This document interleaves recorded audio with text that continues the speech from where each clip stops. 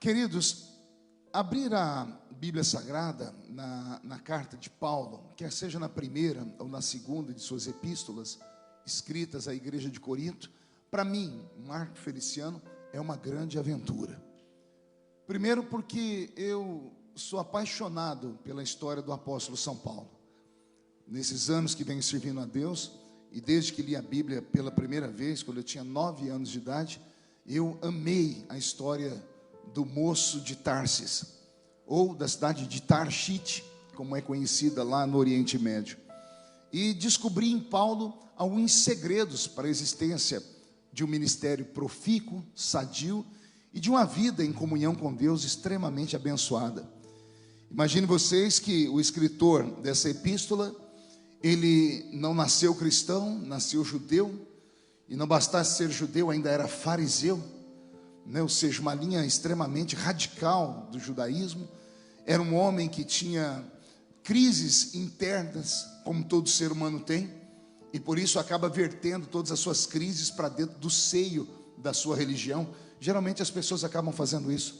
As pessoas vêm para dentro de uma igreja, e ali vêm porque tem algum tipo de problema, e aqui procuram encontrar uma solução para o seu problema. E alguns acabam se envolvendo tanto com a fé que acabam ficando cegos, né? Como aconteceu com o apóstolo São Paulo. Houve um momento da vida dele que ele ficou extremamente cego pela sua religião. E ao estar cego pela sua religião, ele passou a ser mais justo do que o próprio Deus, matando aqueles que ele julgava ser estranho ou diferente da fé dele. Aqui ele chamava de heréticos. É assim que começa a trajetória desse 13º apóstolo, né? Se o número 13 no Brasil não presta, na Bíblia ele tem um segredo, né? Meia dúzia entenderam aí, né? Vou falar de novo. Se o número 13 no Brasil não presta, na Bíblia ele tem um segredo, né? Jesus tinha 12 mais um, com ele 13, né? Então o apóstolo, depois que o Senhor fundou o seu ministério, foi ao céu, deixou aqui 12 apóstolos. Mais tarde vai ele escolher o 13º apóstolo, que é o apóstolo São Paulo. Para chegar aqui na segunda epístola dele aos Coríntios, eu queria dar aqui um briefing, fazer um retorno. Eu sei que estou pregando aqui para líderes, e já vamos participar da Santa Ceia, só para a gente não se perder. Vamos tentar entender aqui um pouquinho da história desse rapaz. Eu tenho alguns pensamentos, porque foi que Jesus levantou ele. O Senhor já havia estado aqui por 3 anos e meio, montou o seu colégio apostólico, escolheu 12 homens a dedo, deu a eles autoridade, poder e unção, e mesmo assim um deles o traiu, e o outro acabou negando ele. Esse vazio que fica por aquele que o trai é recomposto pelo clero que fica naquele tempo, e então a igreja começa a caminhar. A igreja começa a caminhar em cima de uma ordem dada pelo Senhor Jesus. Vocês vão ser minhas testemunhas em Jerusalém, Samaria, Judeia e até os confins da terra. O problema é que a igreja que inicia em Atos dos Apóstolos, ela recebe tanta graça e tanta unção, que ela simplesmente acha que não precisa ir até os confins da terra, e coloca em risco a ordem do plano da salvação para o mundo. Porque como esta igreja era composta somente de judeus, e os pilares desta igreja são Pedro, Tiago e João, eles se esmeram em ministrar apenas para os judeus. Eu até tento compreender, embora não aceite, mas eu entendo. Imagine você não ter nada como ministério, estar apenas sonhando em Deus te usar. De repente você vai para o meio da rua e prega um sermão, e no seu primeiro sermão 3.000 pessoas se convertem. Não foram pessoas que foram agregadas ou pessoas que eram simpatizantes. A Bíblia diz que houveram 3.000 conversões. Ou seja, o coração daquelas pessoas mudou da água para o vinho, e passaram a seguir Pedro como se ele fosse de fato o grande Messias do seu tempo. Daqui a pouco vai Pedro, marca uma outra cruzada, a segunda vez que ele vai pregar, e ele ganha 5.000 almas. Imagine aí, com 2 pregações, você inicia uma igreja com 8.000 membros. Não disse 800, 8.000 membros. Esses membros ficaram tão apaixonados por Pedro, que um dia ele disse: vendam tudo que vocês têm e coloquem aqui aos meus pés. As pessoas venderam casa, fazenda, sítio. Pedro criou uma igreja tão gigantesca, com 2 pregações, que para ele o mundo estava limitado a Jerusalém. Alguns foram um pouquinho mais longe, uns foram para Samaria, Judeia, mas nenhum deles teve coragem de ir aos confins da terra. E como o evangelho seria e ficaria apenas para os judeus, Jesus teve que se movimentar no céu. Quando ele se movimenta no céu, porque a palavra dele não pode cair por terra, como os 12 estão envolvidos apenas com os judeus, ele vai lá naquele caminho, naquela velha estrada que leva à cidade de Damasco, que ainda existe até os dias de hoje.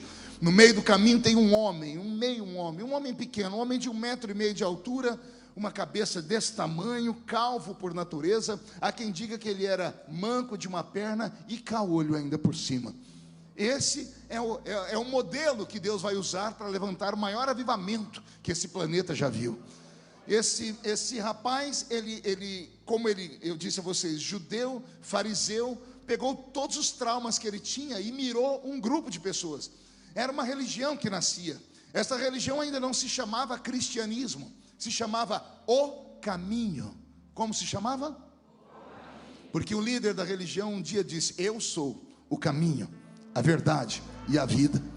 E por conta dessa expressão, ele consegue cartas, não apenas com a sua religião, mas também com o governo do seu tempo, para perseguir indiscriminadamente e sem nenhum peso estatal sobre ele. Ele tinha liberdade, não apenas para fechar essas religiões, mas para matar as pessoas que fossem contra ele. E é no caminho de Damasco que está ele, Saul de Tarshite. A palavra Saulo não existe. Na verdade, o nome dele era Saul de Tarshite, ou Saulo de Tarso, como conhecemos. Interessante é que o nome Saulo significa o grande homem de 1,5 metro de altura. Foi esse homem que, junto com, aparelhado por 3 ou 4 guardas pretorianos, colocou medo em toda a igreja do seu tempo. O medo que ele provocou foi tão violento que uma igreja como a de Jerusalém, com 8.000 membros, simplesmente desapareceram, se esconderam em suas casas, enfurnaram pelos cantos. Alguns foram congregar nas catacumbas do seu tempo, com medo desse anticristo que se levanta, dessa besta fera irada, desse homem terrível que matou homens e mulheres em nome daquilo que ele acreditava. E lá no caminho de Damasco vai acontecer algo que não era para acontecer. Pergunte por que não. Quem conhece a Bíblia sabe que em cada tempo uma expressão de Deus se manifesta na terra. O Velho Testamento inteiro, Deus Pai se manifesta. No Novo Testamento, Deus Filho se manifesta até que ele morre, ressuscita e ascende ao céu. E quando ele chega ao céu, o Espírito Santo desce. Então, cada manifestação de Deus na Trindade teve o seu tempo na terra. Nenhum interfere na administração do outro. Mas de repente, a terra está sob a administração do Espírito Santo. E olha Jesus aparecendo de novo aqui na terra. Porque lá no caminho de Damasco é ele quem aparece para Saulo de Tarso. Não é o Espírito Santo, não é Deus Pai, é o próprio Senhor Jesus. E pelo que eu leio e pelo que eu entendo, Jesus não foi ali bater papo com ele. Jesus não foi ali vocacioná-lo para uma missão. O Senhor foi ali para punir aquele homem, porque aquele homem estava tocando na noiva dele. Me deu até um arrepio aqui agora. Aquele nanico estava tocando na noiva de Jesus Cristo. E eu imagino que Jesus olhou do céu e viu que não tinha macho aqui na terra para defender a noiva. Então, ao invés de ele mandar um anjo ou um arcanjo, ele olhou para o pai e disse: Pai,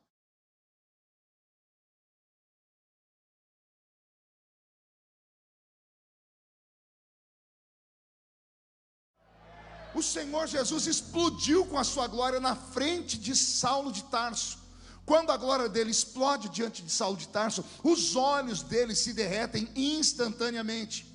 As órbitas dos olhos dele se derretem, porque a glória que explodiu ali foi a mesma glória que saiu de dentro da Arca da Aliança, quando Uzá tocou nela. Alguém lembra disso? Por que ninguém vê a glória de Deus? Porque quem vê a glória de Deus morre. A glória de Deus é incompatível com o corpo humano. E quando Jesus explodiu a sua glória ali, como eu disse e repito, ele não foi para conversar nem para negociar, ele foi para matar aquele homem, porque aquele homem tocava na sua noiva.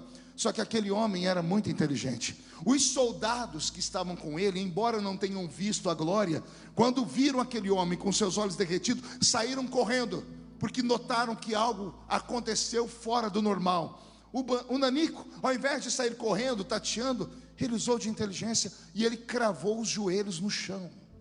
E quando ele dobrou os joelhos no chão, ele aplacou o furor de Jesus. Não existe uma posição maior e tão grande para o homem como quando ele está de joelhos. Alguém ajoelhado pode impedir uma tragédia, pode impedir uma maldição, pode quebrar um tempo de derrota e de angústia. É o nanico Saulo, quando ele dobra os joelhos, Jesus respira fundo. Eu imagino o Senhor respirando assim, com furor, olhando para ele, e agora mais calmo, dobrou o joelho, o coração arrependeu. Saulo, Saulo, por que me persegues? Duro será para ti recalcitrar contra os meus aguilhões. Naquele momento, o Senhor muda a história, e ao invés de matar o nanico, o Senhor dá para ele algo pior do que a morte. Ele vai servir a Jesus. Ele que matava os crentes, ele que falava em nome da religião dele e em nome de Roma, agora vai se tornar o garoto propaganda do Evangelho. Só Deus é capaz de fazer isso.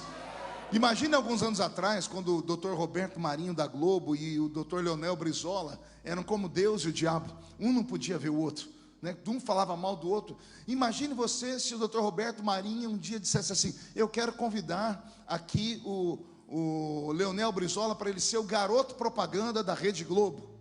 É impossível, é algo que não dá para pensar. Imagine o Pelé fazendo propaganda de cigarro.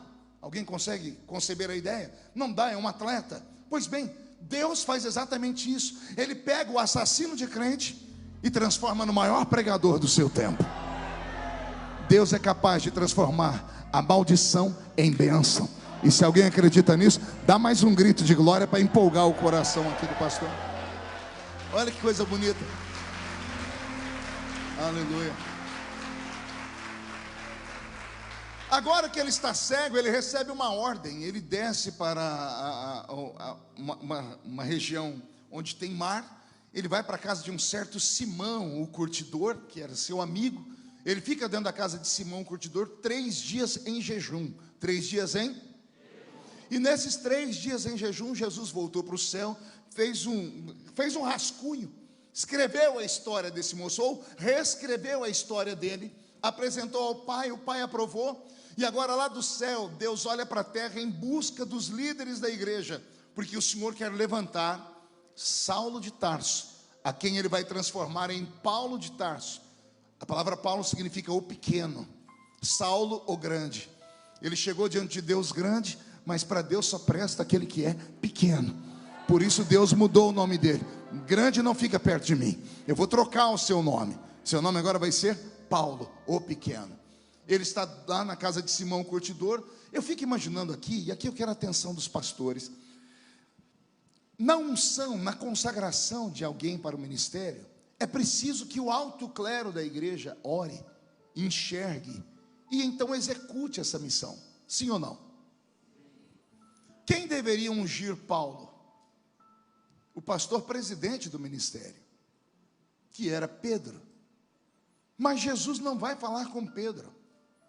Então o vice-presidente João, mas Jesus também não vai falar com João. Para ungir Paulo, o Senhor vai na casa de um profeta. O seu nome é Ananias. Ananias está em casa, lá quieto, e vem o Senhor e diz assim: Ananias, pois não, Senhor, se levanta, porque você vai em um lugar agora ungir um homem para mim. Eu imagino Ananias, o Senhor, mas é a convenção, Senhor. Ananias, não discute, é você quem vai ungir ele. Ananias pega o chifre de azeite, a pastinha, a carteirinha da igreja. Quando ele põe a mão na maçaneta, ele resolve fazer uma pergunta. Não devia ter feito: Senhor, qual o nome do homem que eu vou ungir? E o Senhor grita: o ex-Saulo de Tarso. Ananias deve ter aberto a porta, olhado, ver se ninguém escutou aquela heresia. Voltou para dentro, deve ter colocado o chifre de azeite num canto. Senhor, vamos conversar direito. Esse aí não é aquele? Exatamente, é aquele. Não é assassino? É assassino. Não é perseguidor? É perseguidor. Mas ele não presta. Oh, glória. Eu imagino Deus se ajeitando no trono, dizendo assim: ó, a criatura querendo dar conselho para o Criador. O infeliz enxerga só um palmo à frente do nariz. Eu enxergo a eternidade passada e a futura. E quando a eternidade acabar, eu ainda continuarei sendo Deus. E ele quer falar para mim que não presta, está dizendo que a minha decisão está errada. O Senhor deu um grito do céu e disse assim: Ananias, não presta para você, mas para mim, ele é um vaso escolhido. Ele é um vaso escolhido. E assim inicia a trajetória do apóstolo São Paulo. Ele começa a pregar por ali, até que a notícia chega em Jerusalém. Aí começam as confusões. Quando o ministério de Jerusalém ouve falar que tem um avivamento lá perto da beira-mar, e tem um tal de Paulo pregando, os pais da igreja vão para lá para ver quem é que está pregando. E aí dá um tumulto, porque quando Pedro e João assistem Paulo pregar, os dois se confabulam e dizem assim: ele tem mais do que nós. Nós temos o que ele tem, mas ele tem aquilo que nós não temos. Nós temos a graça para pregar. Pedro e João eram pescadores, eram homens extremamente pobres, limitados. As suas cartas, apenas uma delas foi escrita pela própria mão, que é o Apocalipse, escrito pela própria mão de João, porque João viveu até 90 e poucos anos de idade e conseguiu, no final da sua vida, aprender a ler e a escrever. Todas as cartas escritas por eles foram ditadas. Os discípulos é quem escreviam, porque eram homens iletrados, eram homens santos, cheios do Espírito Santo, mas sem cultura nenhuma. E agora eles estão assistindo um erudito pregar, porque Paulo era advogado. Quando a Bíblia diz que ele era doutor da lei, alguns pensam que ele era sacerdote. Ele não podia ser sacerdote, porque ele não era da tribo de Levi, ele era da tribo de Benjamim, a menor tribo de Israel. Então, quando a Bíblia diz que ele era doutor da lei, a Bíblia está dizendo que ele era doutor em leis. Ele era advogado. Imagine você num tempo onde Israel está preso por Roma, a maioria das pessoas não sabem ler nem escrever. Esse judeu, além de ser advogado, é poliglota. Ele vai escrever mais tarde: eu falo mais línguas do que todos vós. E os irmãos entram no mistério, né? Achando que ele está falando em línguas estranhas. Não, ele era poliglota, ele conhecia idiomas. Ele era da aristocracia judaica, ele tinha cidadania dupla. Ele era judeu e romano. A família dele era uma família rica. Então Jesus vai na contramão da avenida, porque ele traz 12 apóstolos simplórios. E agora ele pega um 13º, que é rico, que tem cultura, que é um erudito para falar, e enche ele do Espírito Santo. Pedro e João ficaram apavorados. Quando termina o culto ali, eles chamam ele e dizem: irmão Paulo, a sua vinda para o nosso reino é uma bênção, porém, com o Senhor perto de nós, todos nós estamos arriscados a morrer. Porque quando Roma descobrir que o Senhor que foi enviado para matar agora é um de nós, eles vão querer matar todos nós de maneira muito violenta e mais rápida. Então, Senhor, por favor, se esconda até a poeira abaixar. Até a poeira?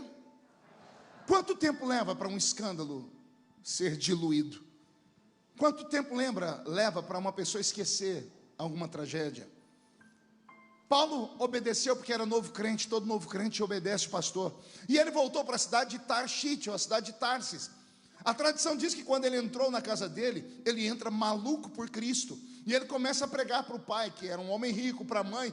E ele provoca um tumulto em casa, e ele é deserdado, porque acham que ele ficou louco. Ao ser deserdado, ele, que poderia atuar em qualquer escritório de advocacia ou em qualquer escola de idiomas, ninguém dá emprego para ele. É por isso que ele sai de casa, é abandonado pela família, e para sobreviver, ele aprende a costurar. É por isso que a Bíblia diz que ele costurava tendas. Ele aprende a costurar para não morrer de fome. É por isso que mais tarde ele vai escrever: nada me separa do amor de Cristo. Nem a profundidade, nem a altura, nem o porvir, nem o passado. O que me separará do amor de Cristo? A fome? A nudez? Nada. Então ele foi testado em tudo. E ele então fica costurando tenda até esperar a poeira baixar. A poeira levou 14 anos para baixar. Quantos anos? Não ouvi direito. 14 anos levou a poeira para baixar. Eu fico imaginando se algum de nós aqui teria paciência de esperar por 14 anos alguém que fez uma promessa para nós cumpri-la. Se algum de nós teria paciência de esperar lá no seu casebre ou lá no seu bairro 14 anos, porque o pastor diz: eu tenho uma chamada na sua vida, porque Deus falou comigo e eu vou lhe consagrar, mas você tem que esperar a poeira baixar. e a poeira levou 14 anos. Na carta aos Gálatas ele vai falar isso. Ele vai botar para fora tudo que estava aqui dentro. Ele vai dizer para Pedro: vocês me deixaram 14 anos esperando. Por isso que Paulo, quando encontra Pedro depois de 14 anos, eles têm uma briga. Paulo diz: eu resisti a você na cara, Cefas, porque eles fizeram uma promessa e não cumpriram. 14 anos abandonado pela igreja, 14 anos abandonado pelo ministério.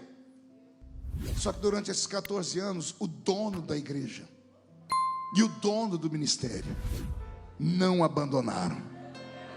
Pelo contrário, o Senhor criou uma faculdade celeste e levou apenas um aluno para aprender. É por isso que Paulo depois vai dizer assim: eu conheço um homem que, se no corpo não sei, se fora do corpo também não sei, foi ao terceiro céu e ouviu coisas. Ele não viu, ouviu, ou seja, ele aprendeu, ouviu coisas inefáveis que não é lícito contar a qualquer um. Como Pedro não discipulou Paulo, como João não discipulou Paulo, o próprio Jesus discipulou Paulo. E por isso ele se transformou na máquina de guerra do Senhor. E é ele que tudo que vai pregar, por isso todas as vezes que ele vai ensinar, ele faz questão de dizer: o que eu recebi do Senhor, eu também vos ensinei. Era a maneira dele dizer para aquela igreja: vocês tinham que me dar e não me deram. Como vocês não me deram, o Senhor me deu. Vai aqui uma palavra para você que é líder de igreja e ministério. Pode todos te abandonar, aquele que te chamou não te abandona nunca mais. Aquele que te vocacionou jamais te deixará vazio e nem sozinho. Pois bem, depois que tudo isso acontece, 14 anos depois, quantos anos eu disse? Há um avivamento em Jerusalém, numa noite de oração, em uma vigília. E levanta um profeta no meio da vigília e diz assim: apartai para mim Barnabé e Paulo, para a obra que eu os tenho chamado. E cria-se um novo problema. Pergunte qual? Em Jerusalém todo mundo conhecia o irmão Barnabé, um presbítero rico, dono de uma empresa de madeira. Mas ninguém conhecia Paulo, porque ele passou por lá 14 anos antes, e ninguém nunca mais ouviu falar dele. E então os que ouviram a profecia, sabendo que o profeta tinha a honra, o profeta não mente, vamos procurar quem é esse outro Paulo. E entre uma conversa e outra chega uma história que 14 anos atrás, lá na beira do mar, houve um moço que pregou. Mas o nome dele a princípio não era Paulo, era Saulo. Por isso a dificuldade de encontrá-lo. Mapearam e encontraram a sua cidade, Tarshish, e é para lá que vai o irmão Barnabé. E o irmão Barnabé, quando entra dentro da cidade de Tarshish, sai procurando o tal Paulo, que lá na cidade ninguém conhecia como Paulo, só conheciam como Saulo. E depois de falar com algumas pessoas, dando as características, porque alguém se lembrava dele, disseram: ó, tem um eremita, tem um homem bravo, tem um homem extremamente estranho, ele é um costurador de tendas, ele fica ali, ninguém gosta de conversar com ele, porque ele é muito bravo, ele é hostil demais. A tradição diz que Barnabé entra dentro da tenda, onde está Paulo costurando, sentado em cima de suas pernas, ele nem ergue a cabeça para receber, só diz: o que o senhor tiver para costurar, deixa aí, volte daqui 3 semanas e pegue, e eu lhe darei, custa tanto. Ele nem olhava para as pessoas. Aí Barnabé abre a boca e diz assim: irmão Paulo. E como ninguém chamava ele de irmão há 14 anos, ele ergueu a cabeça. E quando ele viu Barnabé, Barnabé disse: estávamos em oração em Jerusalém, e o Senhor se lembrou de ti. E o Senhor disse: apartai para mim Barnabé e Paulo, para a obra que eu os tenho chamado. Eu vim saber se o Senhor tem coragem de deixar o seu comércio e ir comigo para a obra.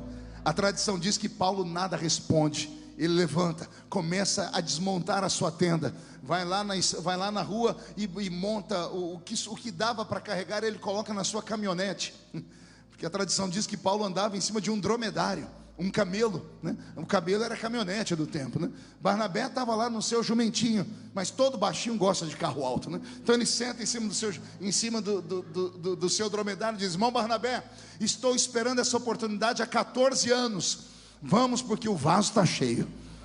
Barnabé e Paulo descem para uma terra chamada Antioquia. Diga comigo, Antioquia. A igreja de Antioquia, Beto, mude a música para mim, era a igreja conhecida como aquela que matava pastores. Não sei se você já passou por uma cidade assim, por uma igreja assim. Lá no interior nós temos algumas igrejas que são prova para pastores. O pastor tem que ter pacto com Deus, senão ele vai embora. A igreja de Antioquia era uma igreja que matava ministérios, porque o povo era extremamente pobre, e a cor dos judeus de Antioquia estava acima do caucasiano. Então eles sofriam um preconceito, inclusive da própria igreja. E ninguém queria pastorear lá, porque quem ia pastorear lá passava fome. E é para lá que a igreja de Jerusalém manda Barnabé. Por que manda o Barnabé para lá? Porque Barnabé é rico, então não tem problema com dinheiro. Barnabé tem um sonho de ser pastor, embora não tivesse habilidade com palavras.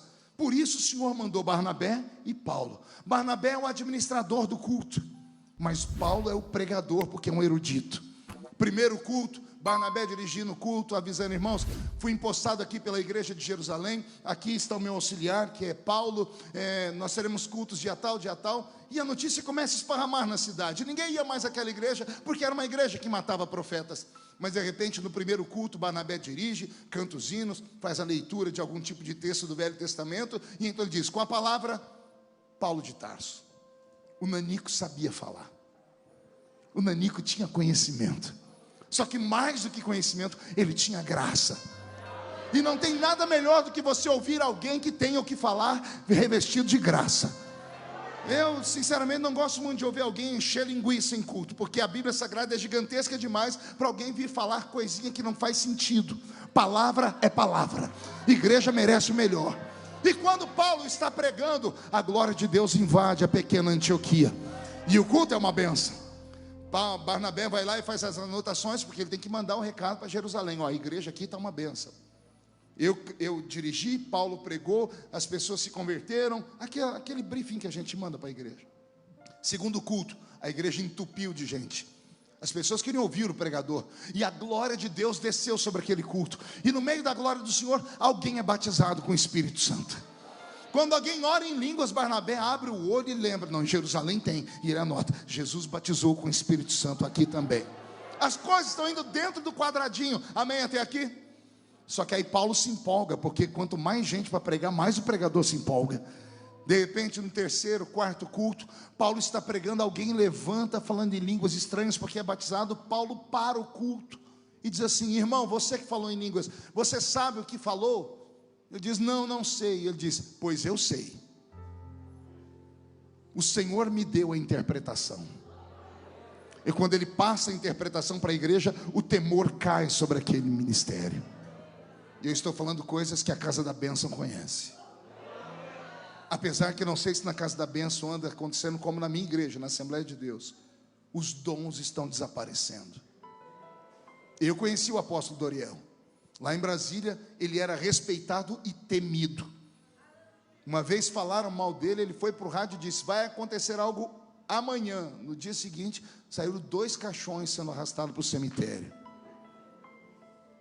Houve um tempo em que a glória de Deus habitava alguns vasos humanos, e as manifestações eram tremendas. Então, quando Paulo interpreta as línguas estranhas, a igreja entra num frenesi de glória. Barnabé arregala os olhos e diz: calma aí, eu não me lembro disso no culto, mas ele se lembra do dia de Pentecoste, que alguém falava em língua e as pessoas ouviam as pessoas falarem, glorificarem a Deus no seu próprio idioma. Então ele faz um apontamento: em Jerusalém também tem o que tem em Antioquia. Só que depois que os dons começam a manifestar, a igreja entope de pessoas. As pessoas querem vir, não apenas para ouvir, mas para ver Deus operar de verdade.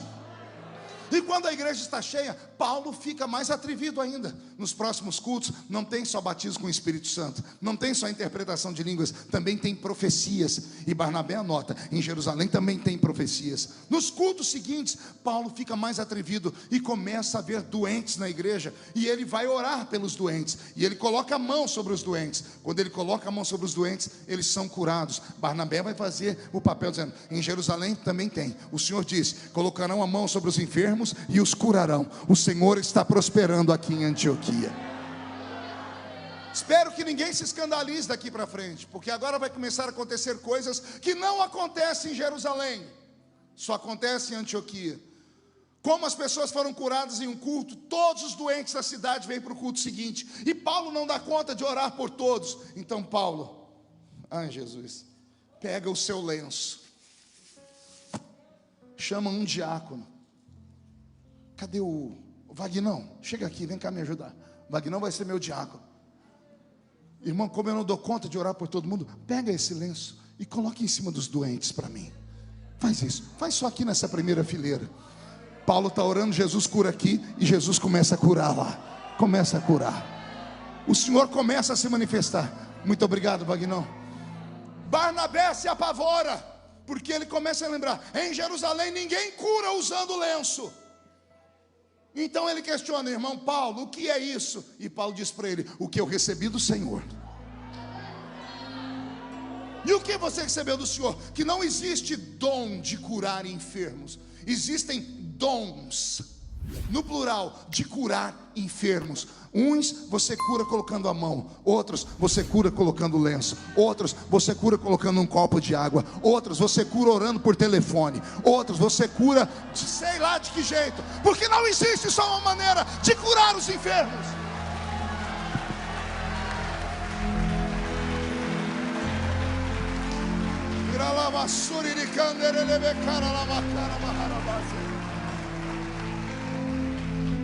E Barnabé diz: mas lá em Jerusalém não tem. E Paulo diz: mas aqui em Antioquia tem. Porque quem busca recebe, quem bate a porta abre, quem procura encontra.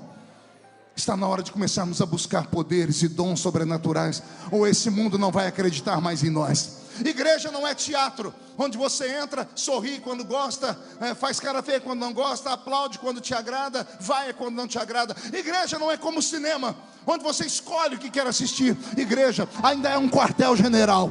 Nós entramos aqui para fazer o Senhor ser real na nossa vida, e temos que ser ministros de fato da sua glória. Eu imagino o culto da frente. Agora vieram os doentes que nunca saíram de casa. Pergunte para mim: que tipo? Só falam se todo mundo perguntar. Aqueles doentes que alguém dizia não tem cura, pessoas com anomalia física, pessoas que nasceram sem perna, sem braço, sem mão. E quando esses estão na frente, Paulo não se intimida. Ele vai para cima deles, e Barnabé arregala os olhos. E Paulo coloca a mão aqui no toquinho do braço e vai orando. Acredite se quiser, braços iam nascendo, pernas iam crescendo.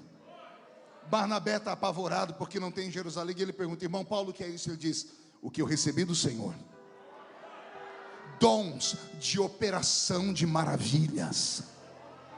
Vou falar de novo, porque tem gente que nunca viu isso. Dons de operação de maravilhas estão à nossa disposição. Está escrito na palavra. Podemos trazer à existência aquilo que não existe, senhoras e senhores. Mas é claro que para isso nós temos que nos desvencilhar da área burocrática da igreja às vezes, porque a área burocrática consome demais a gente. Os problemas pessoais dos crentes consomem demais o nosso tempo.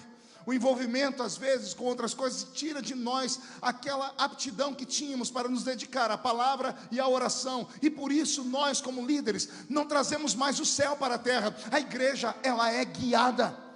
Se você começar a pregar na sua igreja que Jesus é aquele que cura, vai ter curas. Se pregar que Ele batiza com o Espírito Santo, Ele vai se manifestar batizando. Se disser que Ele é o dono do ouro e da prata, a igreja vai ficar próspera.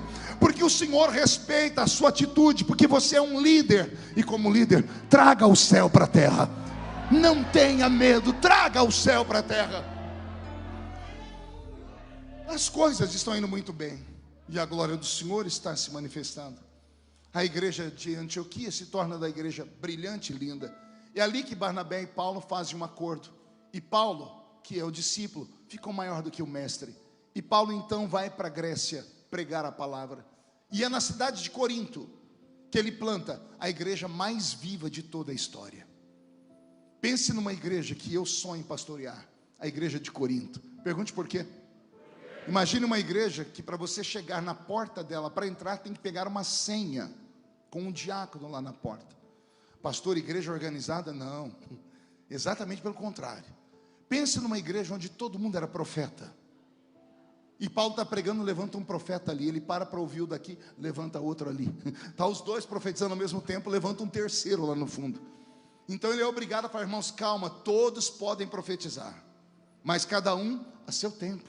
Todos podem falar em línguas, desde que o Senhor nos dê aqui alguém que interprete as línguas. Então Paulo começou a educar a igreja de Corinto, tentar transformar ela numa igreja um pouquinho mais organizada.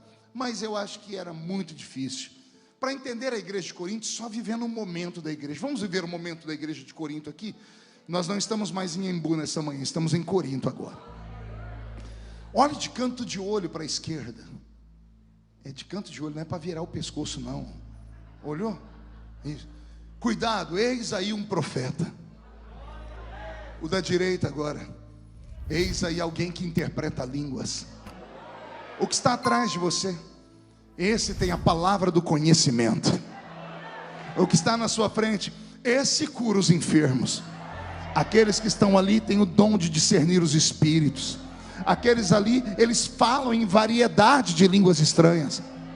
Era esta a igreja de Corinto, porque Paulo, quando plantou essa igreja, ele devotou sobre ela tudo que ele havia conhecido de sobrenatural, tudo que era metafísico, tudo que era sobre-humano, tudo que ele viu lá no terceiro céu, tudo que ele ouviu, ele trouxe e plantou e deu a esta igreja. Por isso a igreja de Corinto foi a igreja mais poderosa de toda a história. Paulo planta a igreja, ensina e viaja. 20 anos depois, quantos anos eu disse? 20. Paulo está em uma viagem e encontra um membro da igreja de Corinto, e ele pergunta: como está a igreja?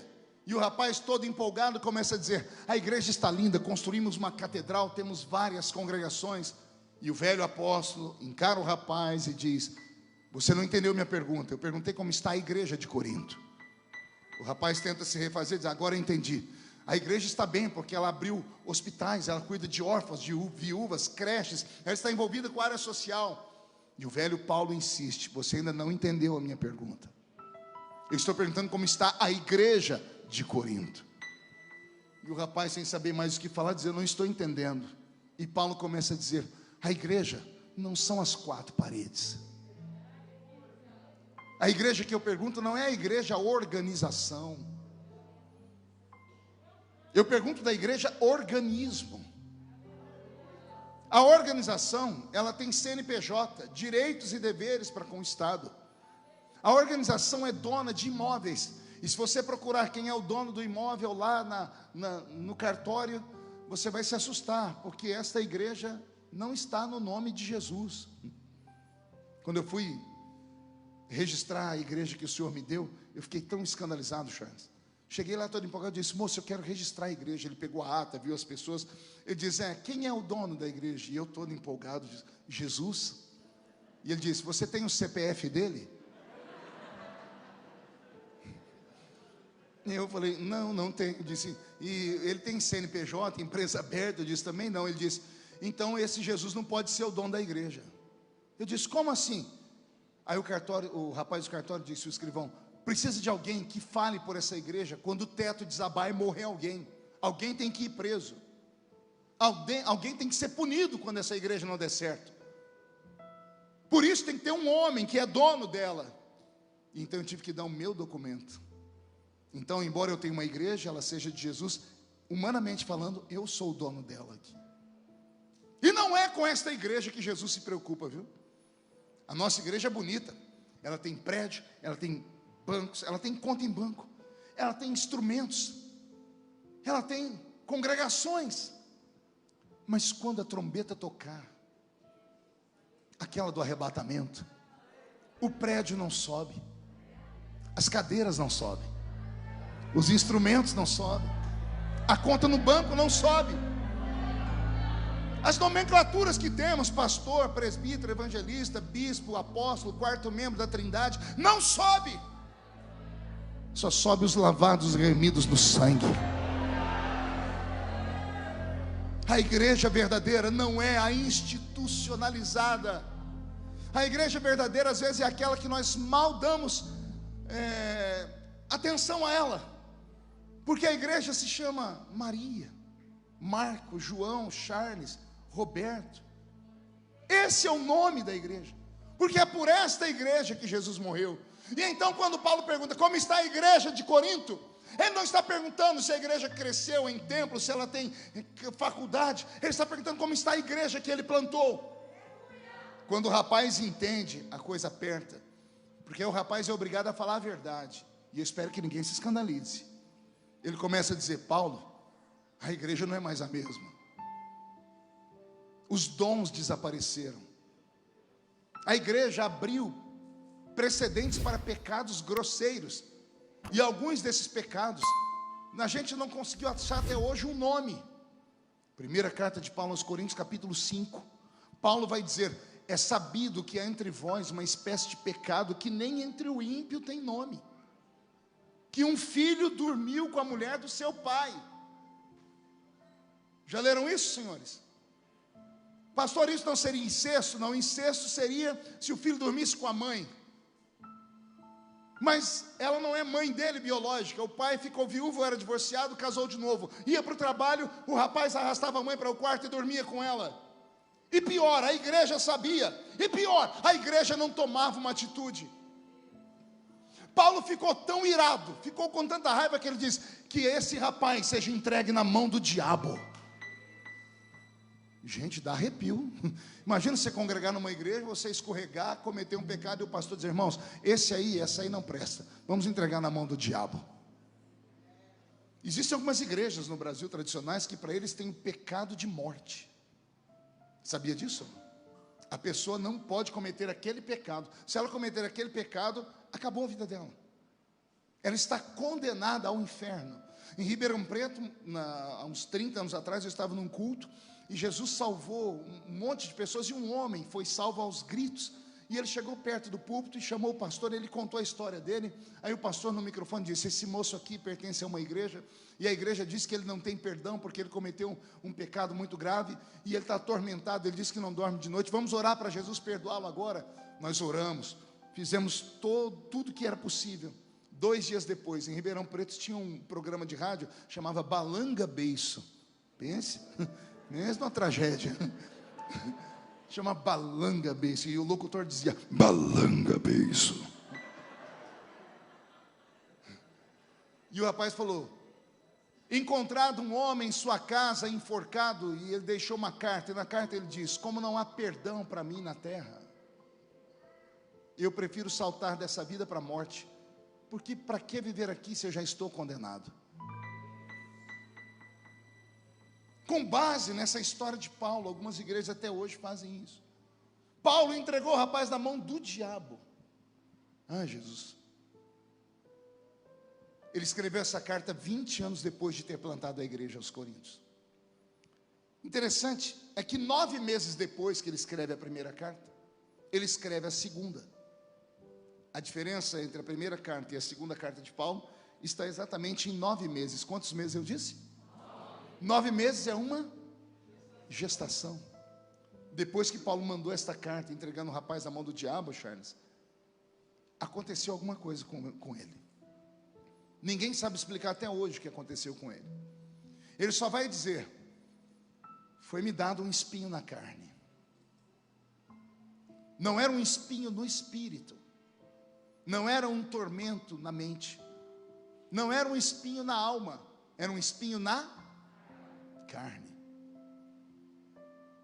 Aí as pessoas fazem e confabulam ideias: o que será o espinho na carne? Eu não vou nem entrar por esse mérito, senão a gente sai daqui maluco. Era na carne, era algo que o atormentava.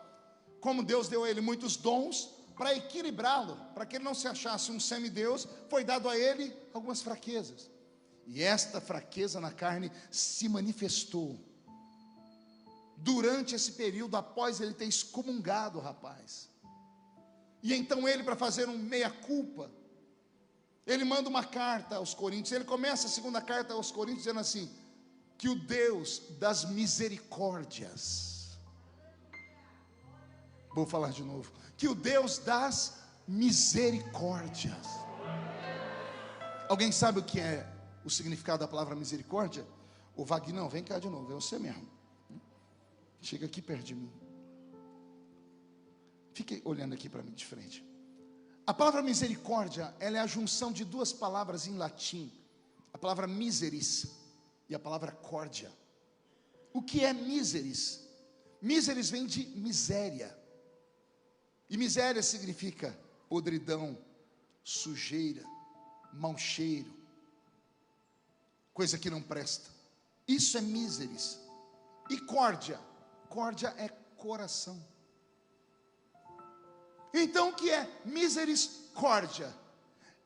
Misericórdia é pegar o miseris, caído, sujo, podre, mal cheiroso, e colocar no coração.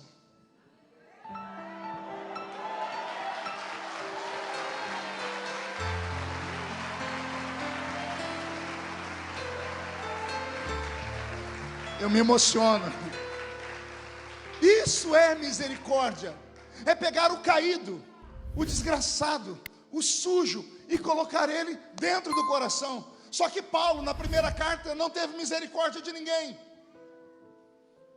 O apóstolo, o fundador da igreja, o pastor, o líder, aquele que inspirava, que curava, que fazia o céu descer na terra, entregou um menino nas mãos do diabo, porque o garoto era um ser humano. A palavra ser significa entidade invisível. E a palavra humano vem de humus. E humus é terra misturada com esterco. E eu não preciso falar para vocês o que é esterco. Isso é o ser humano. O ser humano é um espírito que habita dentro de uma carcaça podre. Uma carcaça suja. Uma carcaça rodeada de pecados. Eu li a Bíblia 33 vezes de capa a capa. Um dia eu comecei a catalogar os pecados e eu parei. Cheguei em 740 tipos de pecado. Vou repetir, 740 classes de pecado existem aqui dentro, senhoras e senhores. Pecado contra si, contra o próximo, contra o espírito, contra o céu, contra a terra, contra Deus, contra os anjos, contra a natureza. Pecados de pensamentos, de ação. 740 classes de pecado. É impossível não pecar. E embora nós nos escandalizemos com o pecado de alguns, e não nos escandalizemos com o pecado de outros, porque para nós existe pecadinhos e pecadões. Um deles é o adultério, é o que a igreja mais tem pavor, né? Adulterou, tem que ser excluído.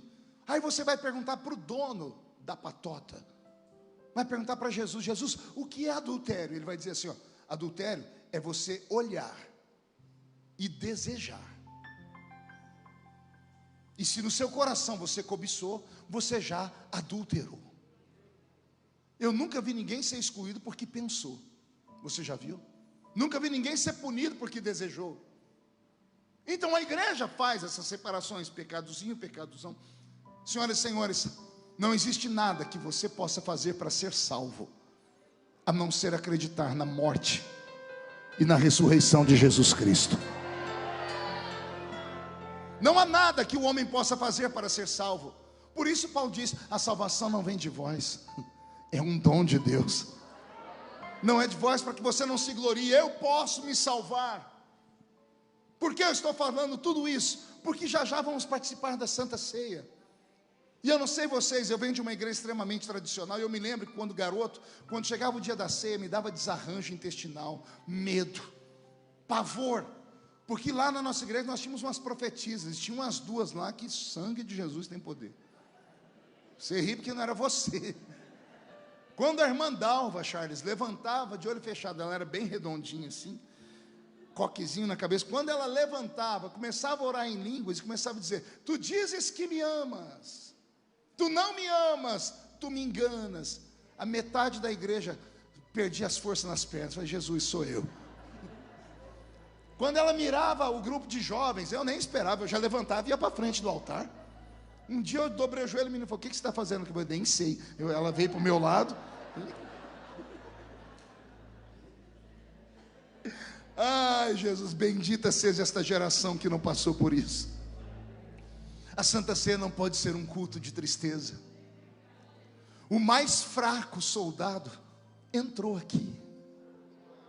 Poderia ter morrido lá no campo de batalha. Foi ferido de morte, mas entrou aqui dentro. Entrou arrastando, entrou chorando, mas entrou aqui dentro. Sabendo que poderia tomar um puxão de orelha do general, entrou aqui dentro. perdeu lá fora a sua espada, mas entrou aqui dentro. Aí o general manda dizer: soldado ferido em batalha não é morto, recebe medalha.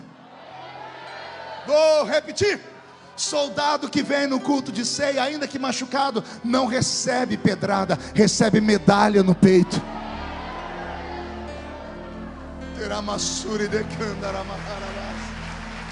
Oh, aleluia!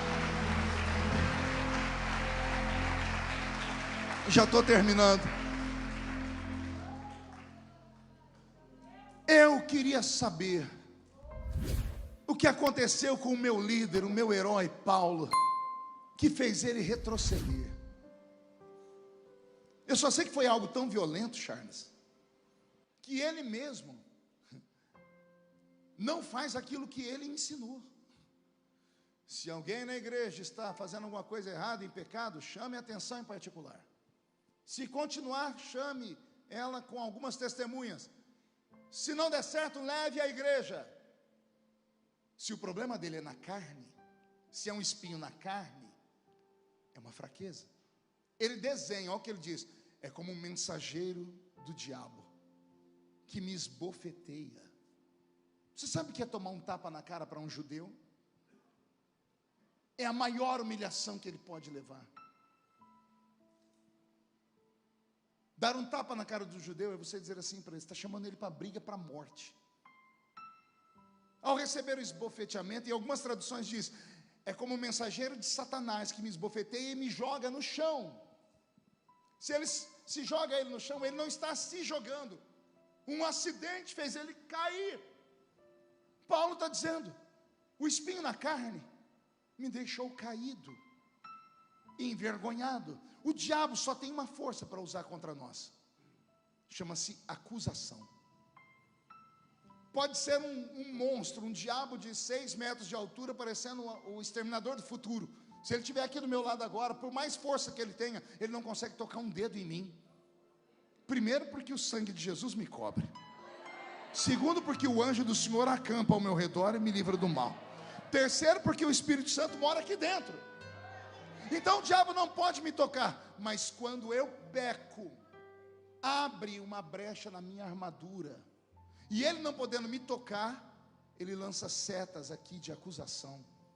A pior prisão que existe é a prisão da consciência.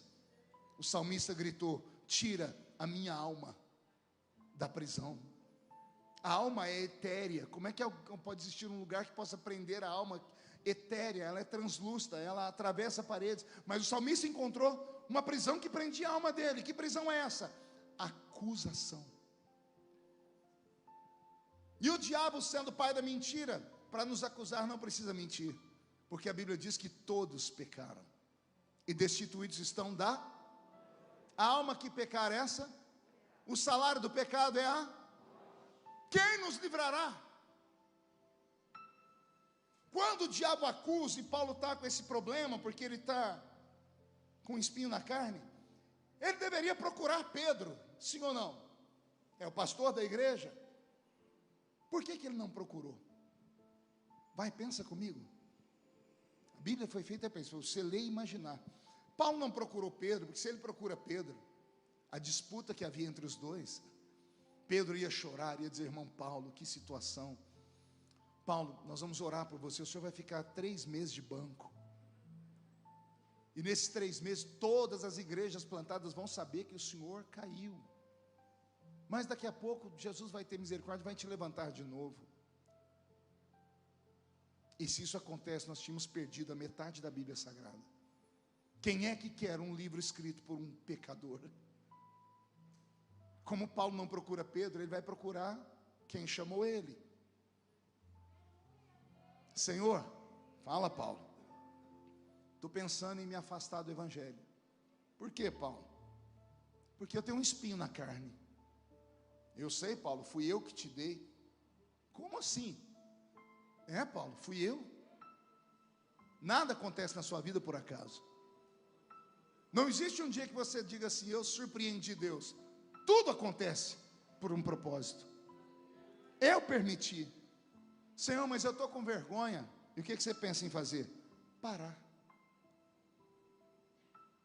Não dá mais. Eu vou ser hipócrita, porque eu ensino, mas não vivo o que eu ensino.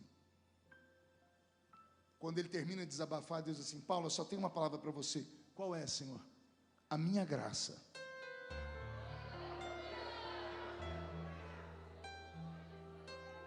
A minha graça te basta.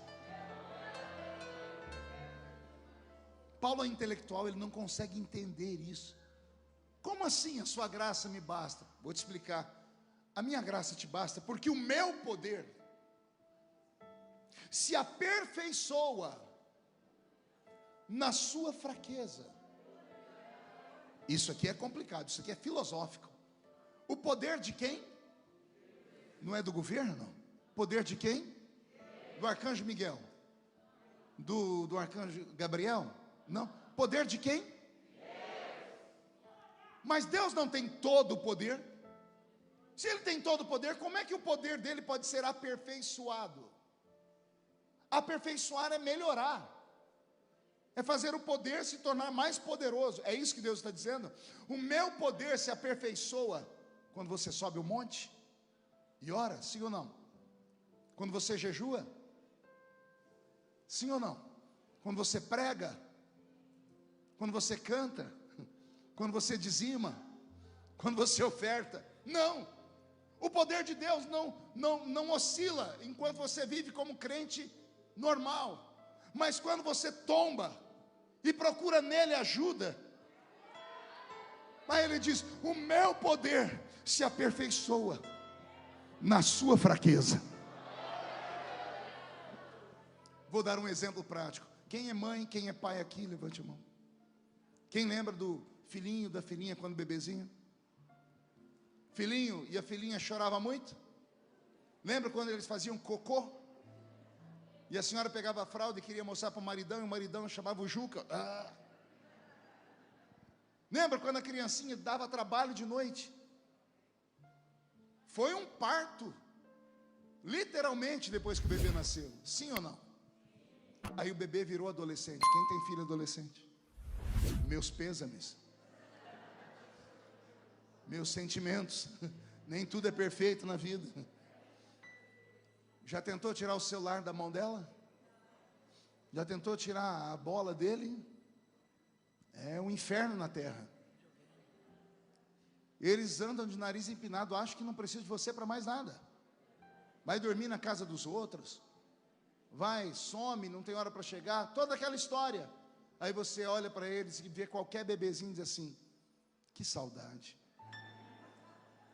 Mas eles não faziam cocô, choravam, você tinha que correr para o hospital. Por que você sente saudades? Pergunte para mim, por quê, pastor? Porque quando eles eram bebês, você era pai de verdade. A senhora era mãe de verdade. A gente só pode ser pai e mãe do filho que precisa. É Deus dizendo: eu só posso ser Deus daqueles que precisam. Quem sobe o monte e ora, nem precisa de mim mais. Nem precisa estar na ceia, literalmente falando, não precisa. Quem não peca, quem ora, jejua, está numa posição de santidade, nem precisa vir muito à igreja, porque ele já está quase perto do céu. Quem precisa entrar no hospital é o doente, é o caído, é o machucado, é o leproso, é aquele que o mundo não quer. É para isso que existe igreja.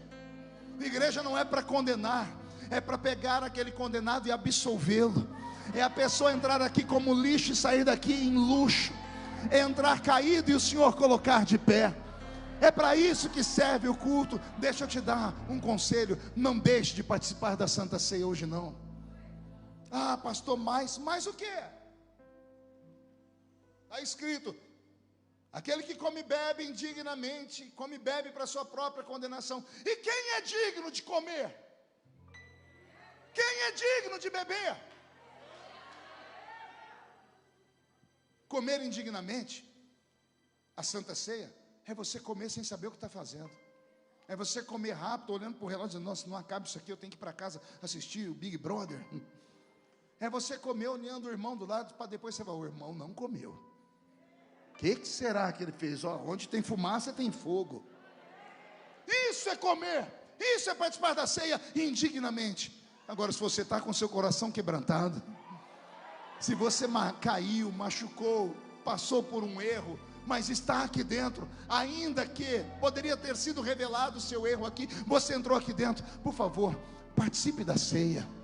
Examine-se o homem a si mesmo. Não é alguém examinar você, não é alguém dizer, você está proibido de participar da ceia. Ninguém tem esse direito, ninguém. Nem pastor, nem pastora, nem igreja, nem religião. É claro que alguns ainda determinam, mas não se pode. O exame é pessoal. E aí eu termino dizendo, quais são mesmo os elementos da ceia? Isso aqui é de verdade? Posso pegar um? Esse aqui é o... E o pão representa o quê? O corpo de quem? Nós somos antropófagos. Nós comemos a carne do nosso Deus. E a uva representa o quê? O sangue de quem? Nós bebemos o sangue de Jesus, nós somos vampiros. Há um simbolismo nisso. Quando Jesus pegou aquele pedaço de pão e disse, esse é o meu corpo, Ele estava dizendo, o corpo de vocês não presta para nada, porque todos os pecados se dão na nossa carne. O corpo de vocês está em deterioração, mas o meu corpo é perfeito, porque eu não pequei. Todos pecaram, menos eu. Quem peca merece morrer, quem não peca merece viver. Eu mereço viver, vocês morrer, então eu vou trocar de lugar com vocês. Eu morro para que vocês tenham vida, e tenham vida em abundância. Olha que coisa bela.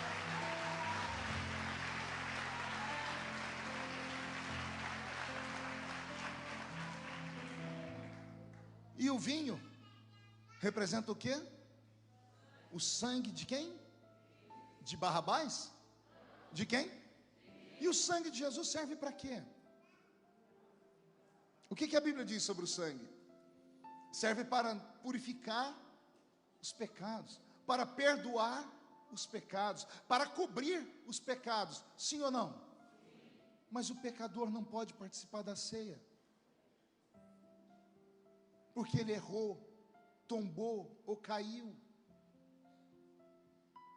Me explique isso. Se o sangue é para perdoar, se o sangue é para cobrir, a gente impede as pessoas de participar dele. E Jesus disse, quem não participa do meu corpo e do meu sangue, não tem vida, e nem parte comigo. Aí a gente exclui uma pessoa por 1 ano, 2 anos, 6 meses, e se Jesus volta nesse íntere?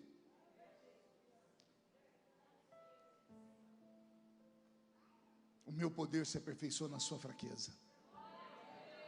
E aí Jesus termina dando uma palavra que é para arrancar tatu da toca e sabiá do toco. Ele diz assim, aí Jesus, não é Jesus que diz, é Paulo. E então eu entendi, compreendi tudo que Deus quis dizer, que quando eu estou fraco,